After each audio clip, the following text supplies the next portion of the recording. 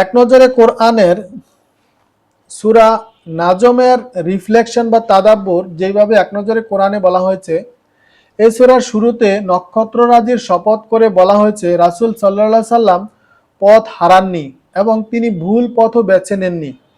তিনি আল্লাহর পক্ষ থেকে ওহী পেয়েছেন। এর পেছনের কারণ খুঁজলে দেখা যায় ওহীর সাথে আকাশের তারাদের দারুণ একটা মিল আছে। তারকারাজি হলো আল্লাহর আকাশের সৌন্দর্য, আর ওহী হলো জমিনের শোভা।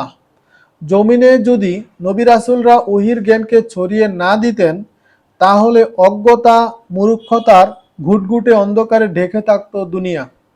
ঠিক যেমন করে তারাহীন অমাবস্যার রাত নিকষ কালো আঁধারে ঢাকা পড়ে। এখান থেকে আরেকটি বিষয় বোঝা যায়, ওহীর জ্ঞান থাকলে মানুষ হয় আলোকিত, আর ওহীর জ্ঞান শূন্য হলে মানুষ আর মানুষ থাকে না। মানুষ হয়ে পড়ে পশুতুল্য বা তার চেয়েও জঘন্য।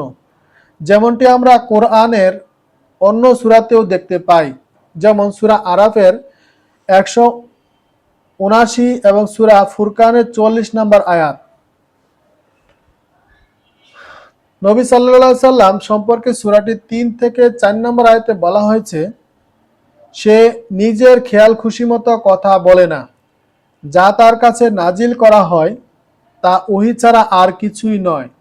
এখান থেকে সাব্যস্ত হয় যে রাসূল সাল্লাল্লাহু আলাইহি সাল্লাম থেকে যেসব হাদিস প্রমাণিত আছে সেগুলো আল্লাহর পক্ষ থেকে পাঠানো ওহী।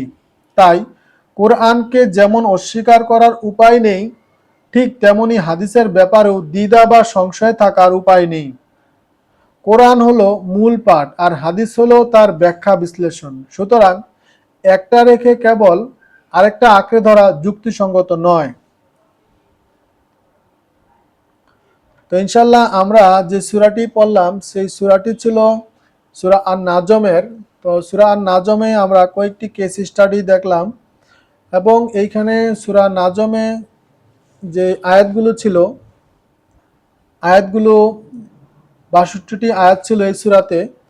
তো আয়াতের শাননজুল এবং সারমর্ম সম্পর্কে দেখলাম। আর এই সূরার সেন্ট্রাল থিম ছিল একমাত্র আল্লাহর অনুগত্যের আহ্বান করা হয়েছে। আর এই সূরাটির কজ অফ ইফেক্ট ছিল আমাদের উচিত নম্রতার সাথে মনোযোগ দিয়ে কোরআন শোনা, তাহলে কোরআনের বাণী অন্তরে গভীরভাবে দাগ কাটবে এবং আত্মাকে জাগিয়ে তুলবে। আর এই সূরার সম্পর্কে বলা হয়েছে এটি একটি ফজিলতপূর্ণ সূরা, কারণ সূরা নাজম তেলাওয়াতের পর সেজদা করেন, অর্থাৎ এই সূরাতে সেজদা রয়েছে।